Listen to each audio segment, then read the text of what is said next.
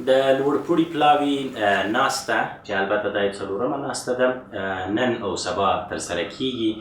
نن ورځې به جانبي ناستې وي، دوه ناستې دي جانبي چې یوه به یې د کرونا ویروس په اغیزو باندې خبرې کوي او دا چې د دغو منفي اغیزو څخه څنګه موږ وتلی شو. په دې برخه کې به د افغانستان د مالیې وزارت، نړیوال بانک، آسیایي پراختیایي بانک، خصوصي سکتور او نور ګډونوال موجود وي. په ټولو به سره خبرې کوي تر څو څنګه موږ وکولی شو د افغانستان د اقتصاد سره مرسته وشي. دویمه جانبي ناسته چې د دې وروسته به ترسره کیږي هغه به د افغانستان په امنیت او پراختیا باندې خبرې کوي چې په دې کې به د افغانستان د ملي امنیت سلاکار محب صاحب ګډون کوي، د ملګرو ملتونو د سرمنشي ځانګړي استازي به ګډون کوي، همدارنګه د متحده ایالاتو د ځانګړي سفیر د سولې لپاره د هغه معاونه به خبرې پکې کوي او همدارنګه به د مدني ټولنو څخه پکې ګډون کیږي. پر دې به خبرې کوي چې څنګه په افغانستان کې سوله تر راتلی شي او څنګه موږ کولی شو سوله د پراختیا سره وصل کړو.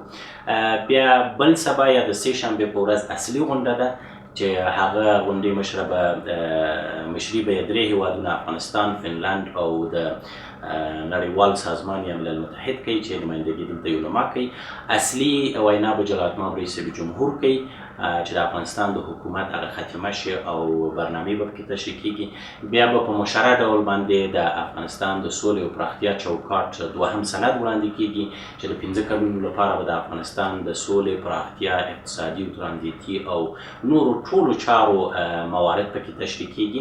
د هغه نه وروسته به بیا د جنیوا کانفرانس کې چې کوم دوه اړخیزه تعهدات شوي هغه باندې خبرې کیږي چې د جنیوا کانفرانس د تعهداتو څخه تر اوسه پورې 80% دغه تعهدات ترسره شوي دي. متباقي تعهداتو باندې کار روان دی. امیدواره یاستو چې د دغه میلادي کال تر پایه پورې به دا تعهدات هم تکمیل کړو. د افغانستان حکومت ټولې امادګیانې د دغه مهمه دوه ورځني کانفرانس لپاره نیولې دي او مطمئنه یاستو چې دغه کانفرانس په ښه توګه پای ته ورسیږي. دغه کانفرانس ځکه مهمه دی چې د راتلونکي جنیوا کانفرانس په هکله چې هلته به مالي تعهدات کیږي، په هغه باندې هم بحثونه کیږي، په هغه باندې به هم تصامیم نیول کیږي. نو انشاءالله د لاسته راوړنو یو ډک کانفرانس به ولرو.